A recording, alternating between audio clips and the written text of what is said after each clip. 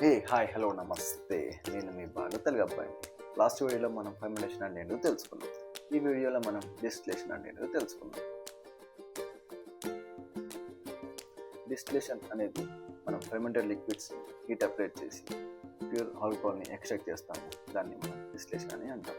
డిస్టిలేషన్లో 2 methods ఉంటాయి. First method pot still method, second method parallel still method. Parallel still మెథడ్ని మనం current still method అని కూడా అనొచ్చు. పాట్ స్టిల్ మెథడ్ గురించి తెలుసుకుందాం. పాట్ స్టిల్ అనేది ఒక ట్రెడిషనల్ మెథడ్. పాట్ స్టిల్లో మనం మెయిన్గా విస్కీ, రమ్, బ్రాండ్ ప్రొడ్యూస్ చేస్తాం. పాట్ స్టిల్ మెథడ్ ఎక్విప్మెంట్స్ గురించి తెలుసుకుందాం.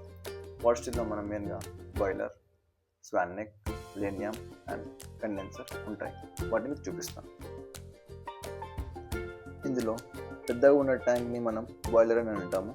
ఈ పెద్దగా ఉన్న ట్యాంక్కి కనెక్ట్ అయి ఉన్న ఈ సన్న పైప్కి కనెక్షన్ ఉన్న ఈ నెక్ని మనం స్వాన్ నెక్ అని అంటాము. ఈ సన్నగా ఉన్న పైప్ని మొత్తాన్ని మనం లేనియం అని అంటాము. ఈ చిన్న ఉన్న ట్యాంక్ని మనం కండెన్సర్ అని అంటాము. సో ఇప్పుడు ఈ ఎక్విప్మెంట్స్ వల్ల యూజెస్ ఏంటో తెలుసుకుందాం.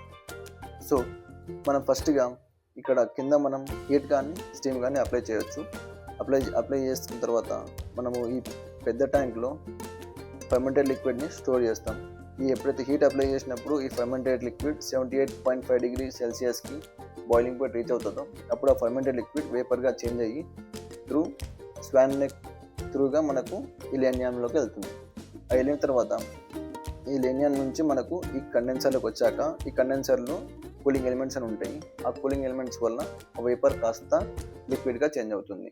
సో ఆ లిక్విడ్కి చేంజ్ అయిన తర్వాత ఆ లిక్విడ్ అనేది 3 లేయర్స్గా ఫామ్ అవుతుంది. ఆ 3 లేయర్స్లో ఫస్ట్ లేయర్ని మనం కోల్డ్ షార్ట్స్ అంటాము, సెకండ్ లేయర్స్ని హార్ట్స్ అని అంటాము, థర్డ్ లేయర్ని మనం టేల్స్ అని అంటాము. ఫస్ట్ లేయర్లో మనకు మెథైల్ అని ఉంటుంది, సెకండ్ లేయర్లో మనకు ఇథైల్ అని ఉంటుంది, థర్డ్ లేయర్లో మనకు ఆయిల్, వాటర్, అదర్ లిక్విడ్స్ ఉంటాయి. Thank you so much. మనం నెక్స్ట్ వీడియోలో మనం పేరెంట్ స్టిల్ మీద గురించి తెలుసుకుందాం.